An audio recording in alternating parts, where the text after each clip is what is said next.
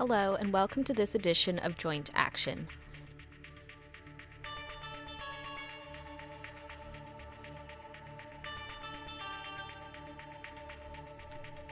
This podcast is dedicated to all those out there who have osteoarthritis. On the show, we unpack the truths and demystify the myths about the disease and its management.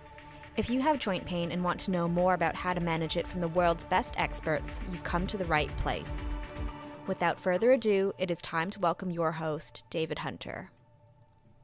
Hello and welcome to this week's edition of the Joint Action podcast, where we have the opportunity to talk about getting people to do what is good for their health, lessons from vaccination.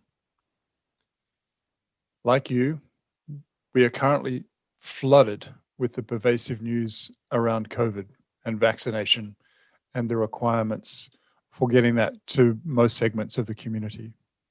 Now, you're probably thinking, what's the relevance to osteoarthritis? Well, let me get to that. Despite the numerous guidelines supporting exercise and weight loss and management for osteoarthritis, it's often challenging to implement in day-to-day life. Key actions for that management are often not reaching healthcare providers and patients, so that patients don't always receive high-value care. One of the big barriers to behavior change is getting people to start and adhere to a lifestyle intervention. On a systems level, there are major challenges with access to care and communication regarding optimal management. On this episode of Joint Action, particularly in that era affected by COVID, we're joined by Julie Leask to discuss how we can use and improve behavior change in osteoarthritis and apply learnings from current vaccination strategies. Professor Julie Leask is a social scientist with qualifications in public health, nursing, and midwifery. Her research focus is immunisation uptake, policy programs, controversies, and communication. She applies knowledge and methods from psychology, sociology, public health ethics, audience studies, and implementation science. She also undertakes some research and teaching in environmental health risk communication. Julie's been a professor at the University of Sydney's Susan Wakil School of Nursing and Midwifery. Her research over 23 years has focused on social and behavioural aspects of immunisation, what people think and do about it, programs and policies. She has a Master's in Public Health and Nursing and Midwifery qualifications. And she's a visiting fellow at the National Centre for Immunisation Research and Surveillance, where she previously worked for 12 years and set up a social science unit. She currently chairs the World Health Organization Behavioural and Social Drivers of Vaccination Working Group. And in 2019, Julie was the overall winner of the Australian Financial Review 100 Women of Influence Award. Hi, Julie. Welcome to the show. Thanks for coming along. It's a pleasure, David. Yeah, no, it's absolutely our pleasure. And as I intimated in the introduction, it's a topic that's incredibly relevant to everybody in the world at the moment, but I think particularly of relevance to people with osteoarthritis. But before we get into the main content of the show, just wanted to get to know you a little bit better. Can you share with the listeners a little bit more about your background and what a typical day might look like? Yeah, so essentially I call myself a social scientist who specialises in vaccination uptake. And I look also at programs, at policies, and along the way, because I've been doing this kind of research for 24 years now, I've learned a lot about vaccination itself. So having spent 12 years at the National Centre for Immunisation Research and Surveillance, I learned a lot about vaccinology, about clinical trials of vaccination, vaccine safety, the epidemiology of vaccine programs, policy, and so forth. And have done a lot of research across multiple different vaccines, target groups, through a threatened pandemic and a past pandemic in 2009. And so that's kind of my vaccination expertise. I also do quite a lot of work with the World Health Organization in advising them on their strategies around supporting countries to get high immunisation uptake and developing measures of why people don't vaccinate. And prior to that, so I started off my career in nursing and then midwifery. I wanted to be a midwife so I could go and work overseas in developing countries and help people. And then I think fairly quickly, about 6 years in, realised I wasn't quite the right material for that very practical, kind of reasonably stressful kind of job. So I found myself running a health promotion program for pregnant and parenting teenagers who were homeless. So this was in an accommodation service in Eastern Sydney, and realised there I needed some theory behind that practice. And it was essentially, even though I didn't have these terms at the time, it was health promotion. So I got really interested in that and public health more generally when we were dealing with little lice outbreaks in the facility, for example. So I went and did a Master of Public Health in 1996 at the University of Sydney. Absolutely loved it. And then found my true vocational love, which is research. And essentially I've been doing that ever since. Absolutely fascinating. And hopefully we'll get into a little bit about what you described there, particularly as it relates to both health promotion, but also with regards potential policy implications of what we're discussing today and how that might translate into the osteoarthritis context as well. And really interested in that role that you have at the WHO. But before we get there, when you're not doing your day job, what is it that you like to do? Well, because we're in a pandemic and there's a big focus on vaccination and behavioural aspects of infectious disease control, a lot of my day job occupies the evenings and weekends as well. But I do love and have always loved to sing. So I trained in opera, as you know, in an amateur way in the 90s. And my brother is a professional opera singer based in Paris. So we've had music around us. Roles into school musicals, and I was in a jazz quartet. And so I love to sing, and both opera and more contemporary style. And I also love being on wheels. So I love to cycle. And when I can, I try to commuter cycle, although that's obviously been really difficult in the last year and a half.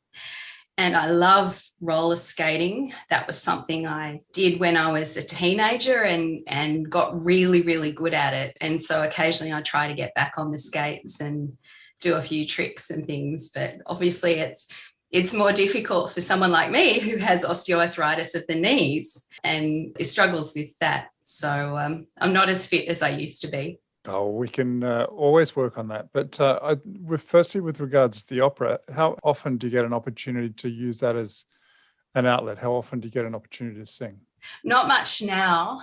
When I was in the jazz quartet just a few years ago, we'd have weekly rehearsals, and I loved that because it uses a very different part of your brain to academic work, I think, unless you're in a very creative field in academia. I mean, nowadays I lead the singing at church if we have church. And in fact, a friend and I wrote a song called Waiting for a New Vaccine last July in relation to waiting for a COVID vaccine. And we wrote it, recorded it, and it ended up being played on breakfast radio for a while there. So that was fun. That's fantastic. Yeah, I've seen a little bit of social media floating around now, just trying to improve messaging around vaccines and using, I think, popular songs and rephrasing some of the lyrics. It's a very creative way to hopefully get people along for the journey. Now, if you had to describe yourself in 5 words, what would they be? 5 words. I only had one. One's fine. So, I'll give you 5. So enthusiastic is number 1, right? That is one of my major drivers. Curious is number 2. Passionate, emotional, and when I'm trying, I can be wise. You sound like you're wise most of the time. But I must admit, listening to the description you were giving before and the work that you're currently doing, I would have thought in large part there's a big altruistic freak there as well, isn't there? Absolutely, yeah. And it's what drove my career choices to begin with. And it still drives me. So, I have been reflecting on this a bit lately because a lot of my work at the moment is agreeing to do media interviews. And I've done about 280 or more since the beginning of last year. And that is very time consuming. And yet I feel compelled to do it. And I've been reflecting on the motivations around that. And I think there's a number of them. But one is that when you have all this knowledge and the Australian public, the taxpayer, has invested in that knowledge, we have an obligation to give back to people. And that knowledge can help people now because you can provide as much as possible a reasonable and balanced commentary. You can try to speak the truth. You can share with people what you know and try to communicate that well. And there's a huge need for that right now. Well, we're going to tap into that altruistic space and hopefully suck out some of your knowledge and use that for the purposes of helping people out there who have osteoarthritis. So the main content of today is what we'll get into now. But I'm just wondering, before we get into the main questions I really want to ask, I just wanted to get a sense of what are the main factors that influence health behavior, and are there particular models out there that might help to provide a useful framework before we get into the main content? Yeah, this has been a very interesting question for me, because I've always known as a behavioural researcher about different models, like the health belief model and so forth. And many of them haven't been quite adequate, in my view, to explain behaviour around vaccination, because they're very focused on how people think about health behaviours and their attitudes and motivations. But in recent years, I've come upon a model that I like to use. It's not the only one, but it's the COM-B model, which is says that for people to be able to act in a certain way, right? The behaviour might be persistent exercise for people who suffer osteoarthritis, or it might be eating a balanced diet, or it might be getting your children or yourself vaccinated. They need to, first of all, have the capability, right? They have the physical capability and the psychological, the knowledge, the training and skills to be able to do that. Secondly, they need to have the motivation. And that might be the way you think about something, your attitudes to it, but it also might be your habits, because they're more sort of snap judgments and internalized fast motivations, the fast part of the brain rather than the slower rational part. And then there's the opportunity. So we've got capability, motivation, and opportunity.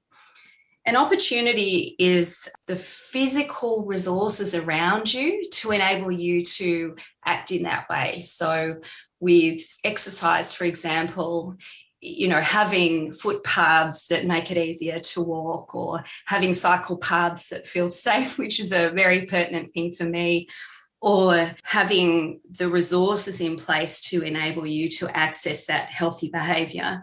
And then the final part of opportunity is the social opportunity. So there are the sort of social norms and ways in which others might affect our behaviour, because we see what others are doing, or we hear what others think we should do. That's brilliant, and a fantastic explanation. And I think a really useful framework for the rest of the conversation we're going to have. Now, from the perspective of vaccination, obviously this is really front and center in our mind, and there's been a number of protests happening recently around people expressing their desire for freedom, and the feel that they're necessarily being driven by constraints by politicians and health bureaucrats and others.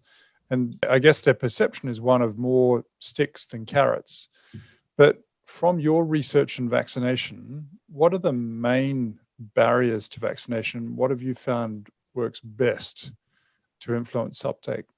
Yeah, I sort of see those as two distinct questions. So one is figuring out what the big sort of drivers and factors that affect vaccination. And the second is what actually works to improve uptake. Sometimes it's really interesting to look, first of all, at what works to improve uptake to give you a signal of what the biggest barriers might be. But anyway, let's start with the things that drive vaccination uptake. So in our work with WHO, we've been influenced by a lot of models, but we've had to sort of look at the primary research on vaccination, what people will tell you in an interview about why their child or they themselves are not vaccinated. bring all that together and try to blend it with a model. So we think of this in terms of the way people think and feel about vaccination, their belief in the benefits of it, their confidence in the safety of vaccines, their trust in the system. We also think about the social influences and how community leaders, in some countries, religious leaders in particular, might have a big role to play. Also, we think about that in terms of gender equity under that social influence banner. So in some settings, women don't have a lot of autonomy to be able to travel or decide to take their child for vaccination even. So they're kind of relying on permission from a male in the household. And then the third part is the practical issues that affect vaccination uptake. So that's in that COM-B model I described before, that's kind of like the physical opportunity. So here we're thinking about knowing where, when, and how you can get your vaccination appointment, having the resources to be able to get there, having clinic hours that are very convenient, and having a clinic that treats you well, so you want to go back when you need your booster. And all of those things are influential in getting people vaccinated. But in terms of strategies to improve uptake, the evidence says that things work across multiple layers. So you need policies that, in some places, requirements to vaccinate can make quite a big difference, but you can't bring those in without making sure there's good access to vaccination first, and that they need to be brought in a way that's careful and ethical and proportionate. In other words, it's really needed to protect other people. But the second thing is that at an organisational level, if you think about primary care and the health professionals who are giving vaccines, the nurses, the doctors, the Aboriginal medical workers and so forth, pharmacists now with the COVID vaccine, they need to be well trained. They need to know when a vaccine is recommended for somebody and when it's not recommended. And sometimes those, what we call the wrong, not recommended beliefs come into it. So you might be told, for example, you can't have a vaccine if you've got this particular condition, when that's actually not the case. And that's a matter of making sure that health professionals are well educated, so people who are eligible for a vaccine and can have it can get it. And then at the individual level, things like incentives, reminders can also work as well. And really interesting stuff coming out of the US now around how to remind people, how to incentivize them, because the detail matters there. And things like nudge, we hear a lot about nudges. So an SMS reminder that also tells you that if you're a young person, vaccinating, it's not just going to protect you from COVID, it's going to help protect your loved ones, because you're much less likely to pass COVID on to them. And those things can also work as well. It's a fantastic description. And now what I want to do is to, use a lot of the helpful language and framework that you've just described as it relates to vaccination and try and translate that into osteoarthritis context. And, obviously wearing your hat as someone who's engaged in health promotion, behavioral science, but also someone who has osteoarthritis. If I want to really oversimplify things as far as osteoarthritis is concerned, the core treatments that we have for the management of this disease really are about getting people to be more active, if they've got muscle weakness, to make them stronger, if they're above a healthy weight, to get them to lose weight and to educate them about the disease. From the perspective of what you were just describing as it relates to vaccination, how can you translate that type of framework into the osteoarthritis space? And I guess I'm particularly interested in the latter part of what you were just talking about there, particularly as it relates to incentives and nudges and trying to do things that might be small incremental changes, but at a large population level, so it actually leads to a large effect. Yeah, this is a good question. And I'll say, my knowledge here is limited to having that personal perspective as a patient more so than a professional who studies this. So I know you've got other great podcasts where people have reflected on these things as well, David, and I recommend that people listen to those as well. But I think that motivation, so if you think about it from the clinician's perspective, one of their big tasks is to get a patient to, first of all, to understand their disease and not just see it as something that will defeat them, and help them with their mental approaches to pain as well as physical treatment for pain. And the other is to sort of, I love that previous podcast, Samantha was talking about that sort of strengths-based approach where you focus on what the body can do and not so much what it can't do, because physical activity is still important. So I think helping people who are ambivalent about doing what's needed, losing weight, doing exercise, is similar to the idea of helping people who are hesitant about vaccination and not sure whether they, in this case, want to vaccinate, whereas in OA it's more can. And it's a belief in your ability to do things, whereas with vaccination, it's often a fear of vaccine side effects. Yeah, oftentimes I think for osteoarthritis, it's also a fear of activity. So people are concerned as soon as they move that it's going to hurt. I think potentially as a consequence of that, it discourages their activity and it becomes a bit of a vicious cycle that they become more deconditioned and lose strength, and it perpetuates the same cycle. And that's influenced by the mindset around it, isn't it? That if your sort of discursive environment, in other words, the conversations you hear around you, the words that are used by clinicians, the media talk about having a knee problem or a hip problem or whatever, means that if, you have pain, you limit your activity rather than carefully keep your activity going, then that will influence your foundational beliefs. Like, I talked earlier about the automatic motivation, snap judgments, the core sort of thoughts, the very automatic thoughts we have about illness and what we should do about it. So I agree that can be a major barrier. And just simply informing people, even sensitizing them to those unhelpful thinking patterns, I think is a great thing for clinicians to do, along with helping them to, change their behaviour, i.e. do more exercise and lose weight if that's what is needed for them. And that, I think is where things like motivational interviewing or other behaviour change counselling techniques can be incredibly helpful and have a good evidence base behind them as well. Just expanding a little bit on the incentives and nudge that have worked in vaccination and potentially as it relates to getting people to be more active or to lose weight, what have you seen that's worked in the behavioural science space that potentially might be able to be translated into osteoarthritis? We're starting to see a little bit of this that's motivated in part by the health funds and people wearing wearables and tracking activity, but just wondering if you had any thoughts about things that may work in this space.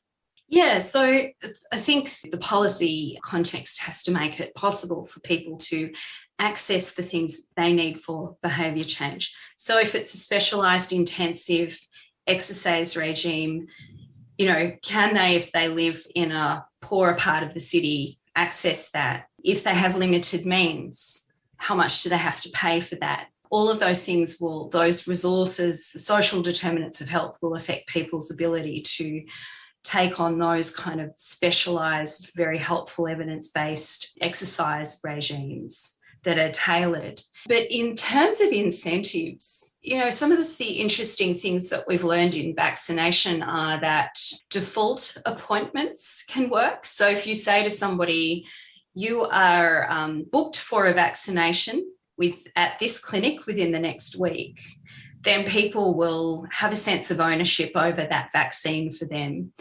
And they'll also be, I think, feel that greater sense of obligation, like there's a spot for me, I better take it. Well, that'll work with me. So things like that might be useful nudges that in the right supportive environment where you have the financial means, the geographical means to do your exercise program, you also have the behavioural nudges that just move you along if you're on the fence slightly. Yeah, no, it's a great idea. And, I not to diminish the importance of the financial barriers here, because I think for a lot of people that have osteoarthritis, unfortunately, Medicare reimburses the sort of high ticket expensive items, whether that be around MRIs, arthroscopies, which won't necessarily meaningfully benefit a person's care, but they don't adequately reimburse for things that we know are beneficial here, particularly as it relates to helping people with exercise and losing weight and other things that are oftentimes more challenging to access. Yeah. Wouldn't it be good to have a pharmaceutical benefit scheme for non-pharmaceutical interventions that work? Exactly. Now, Julie, one of the huge challenges I'm sure you're facing at the moment is some of the mixed messaging that's happening about vaccination, and particularly in Australia, some of the discouraging messaging that we've been hearing about AstraZeneca, which I think is slowly starting to be reversed, and some of the misinformation that's going on out there about the need for this and the fact that it doesn't affect young people, and some of the social responsibilities being set aside by some of the more liberal philosophers like Alan Jones in our community. But in the context of osteoarthritis, we know that there's also a lot of misinformation being spread, about the role of things like opioids, which we know shouldn't have a role, glucosamine, which is a pervasively used supplement, but again, probably no benefit over and above a placebo, and similarly arthroscopy and surgery, which is still widely done for knee osteoarthritis, but again, it's no better than a sham procedure. And similarly, messaging around the fact that, total joint replacement in osteoarthritis is likely an inevitable end part of your journey once you've got osteoarthritis. So there's a lot of misinformation and myths that get spread. How do we get health professionals to start, I guess, providing better evidence and better communication around what they're saying to patients to positively influence beliefs and actions? And do you have any strategies that we could adopt that may be helpful here? Yeah, so I think first of all, it requires the health professionals to have that knowledge. Going back to that COM-B model, have the psychological capability. In other words, the knowledge about when a vaccine is recommended, correct, administration, injection technique, when people shouldn't have a vaccine, which is a really small number of instances where they're truly medically contraindicated. All of those things make a difference. And it's been a great privilege over the last 20 years for me to be part of vaccination updates, which educate mostly nurses and GPs around vaccination. And I focus on sort of the having conversations with patients. But knowledge is essential, because if you feel like a deer in the headlights when you're presented with a question like, I have had a DVT in the past, a leg clot in the past, so I don't think I can have the AstraZeneca vaccine, and you're not really sure if that's true or not, then your doubt will possibly cue hesitancy in your patient. So knowledge is essential, but on its own, it's not enough. And particularly when people are hesitant, what we've done in immunisation is to sort of look at the typical, what we call scripts that a clinician will bring in when someone's hesitant, like how they talk to someone who refuses to vaccinate or who's very unsure about whether they should vaccinate. They're hesitant, they're on the fence, or someone who just has a few questions. And we've looked at those scripts and we've picked out the strengths, the good bits, and we've critiqued the less helpful bits and brought those into a package of resources, tips and information around childhood vaccination called SKY, Sharing Knowledge About Immunisation. And one of the things we did there was to record conversations between clinicians in a specialist immunisation service and hesitant parents to look at how they negotiated these very often quite lengthy, complex consultations and what strengths and weaknesses there were in those conversations. We noticed that these clinicians were excellent. They had the time, of course, which mostly is not the case, where they could really get into the child's history. They might have had a serious side effect from a vaccine or worried that something was a serious side effect. It might not have been. And they then sort of talked with them and we saw these patterns. And what we ended up doing through that research is taking these morsels of excellent techniques and bringing in, like adding a dash of behaviour change communication science to the mix and coming up with this approach, which is particularly for when someone's hesitant about vaccination, where you, first of all, elicit their questions and concerns. You hear them through as much as is possible in the time frame, but you elicit to saturation. So you say, do you have some other concerns? And often it's those ones you get towards the end of that process, which are the biggest ones, but the patient might have not felt confident or you might not have quite had the rapport to share those concerns at the beginning. So maybe in knee osteoarthritis, you know, I'm thinking as a patient here, what do you see as the biggest barriers to you doing this weight loss regime and more exercise? And in motivational interviewing, we call that rolling with resistance, because what you don't want to do is just sort of jump right in and what they call the righting reflex, which is to hear something that you know is wrong. Someone's saying something wrong about vaccines or their arthritis or whatever, and you want to jump in and correct them straight away, because then you get stuck down that rabbit hole and it might even become a debate, particularly if it's about vaccination. So eliciting to saturation, if possible, setting an agenda for the conversation. So it sounds like your concerns are X, Y, and Z. We've got 10 minutes today in primary care, or we've got another 20 in specialist care. Let's focus on concern number one. How does that sound, right? That's your agenda setting. The patient can go, well, actually, no, it's the third one that I most want to talk about or whatever. And then you share your knowledge, right? And by then you've got the rapport. The patient feels validated because they've been heard. You've heard all their questions and concerns potentially, and you may even know what their intentions are now, what the massive barriers for them are. So your knowledge and your recommendations are much more likely to meet where they're actually at. And then this is what is a key feature of motivational interviewing, where you elicit change talk, right? So change talk is where you want to get someone from not vaccinating to thinking about vaccinating, or from not exercising enough to thinking about going on that new regime of exercise and sticking with it.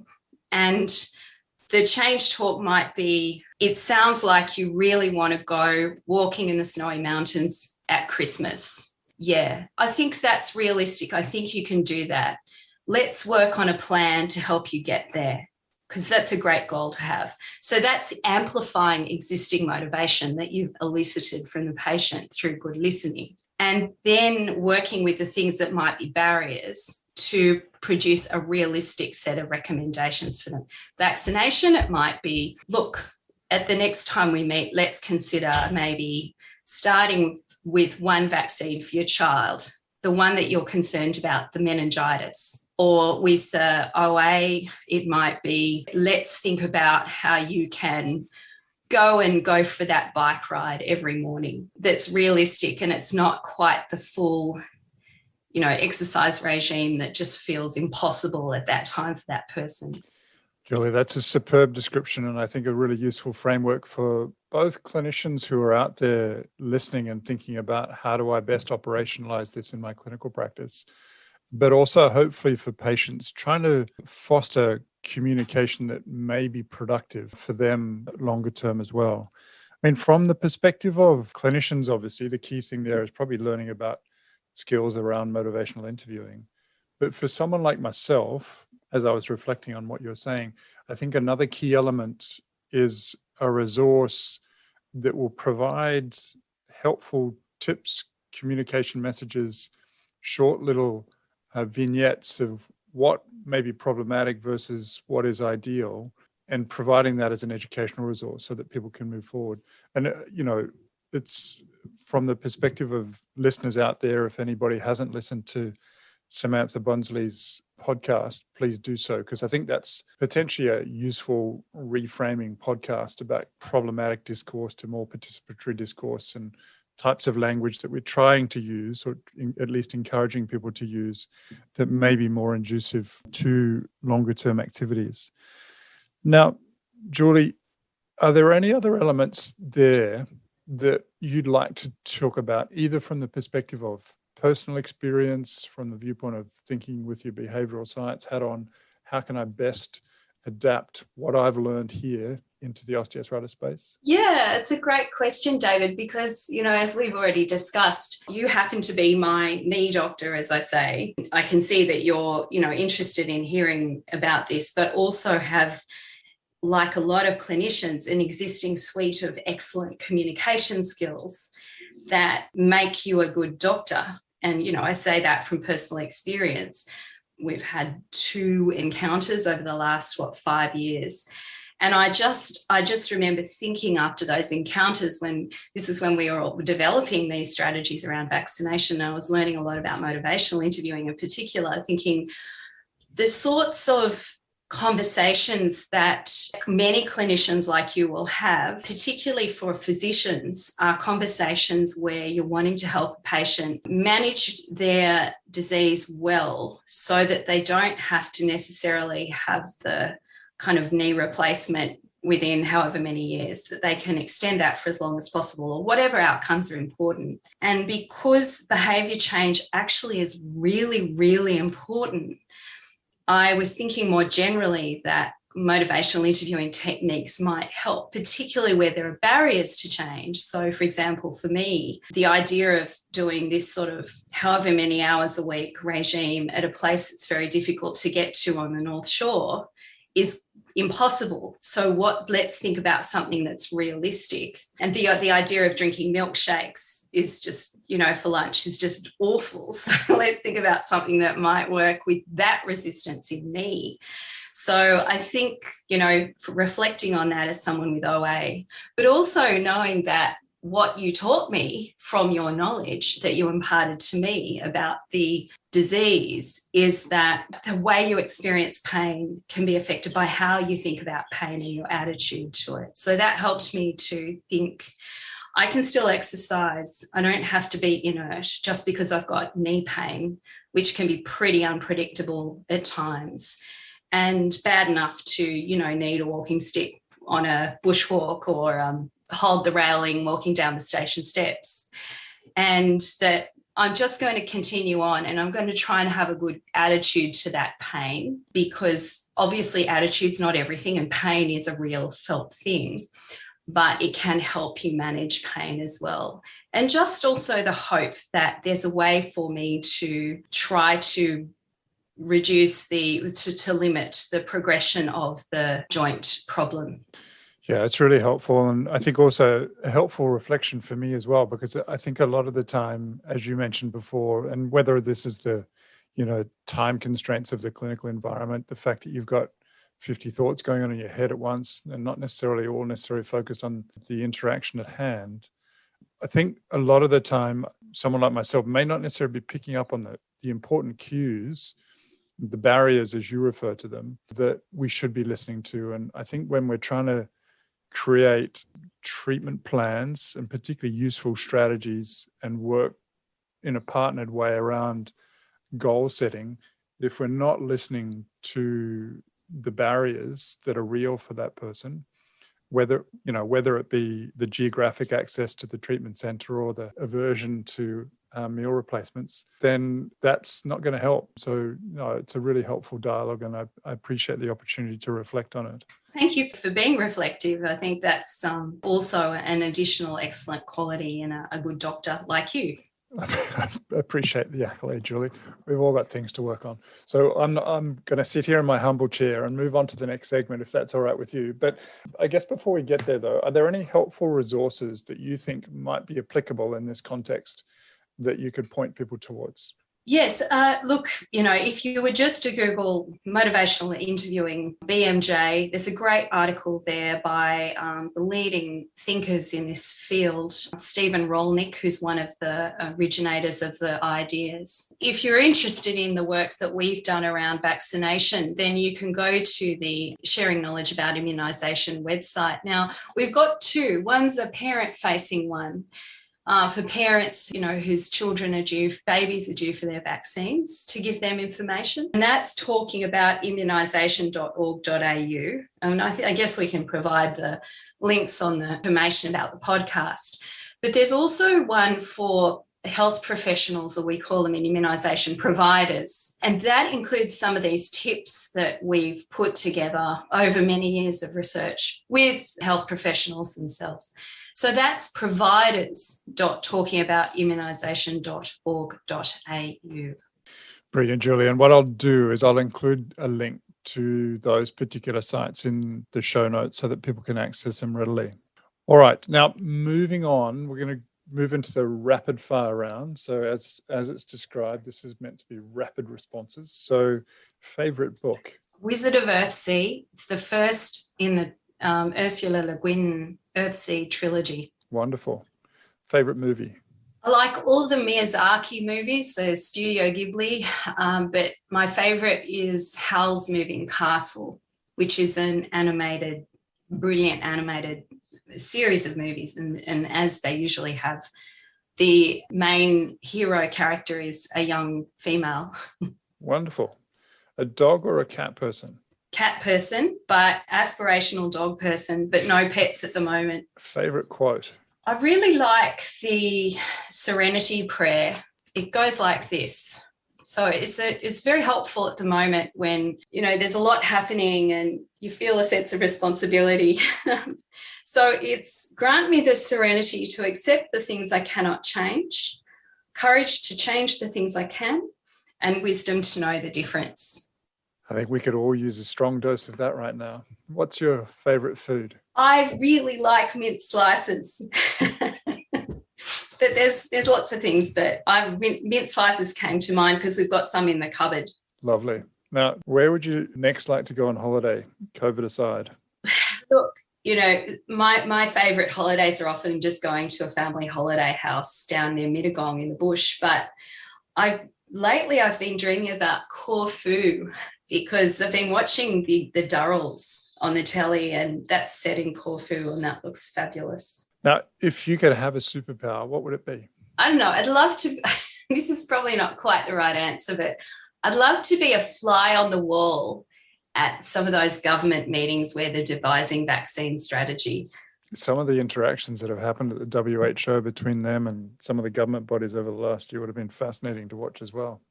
Indeed, yeah. Yeah. Now, if you can meet anyone dead or alive, who would it be? Oh, gee, I think Nelson Mandela was pretty amazing. I liked his leadership style, so him. He's a great role model. Now, what would you do if money wasn't an issue? Become a philanthropist and fund research in the social and behavioural elements of public health.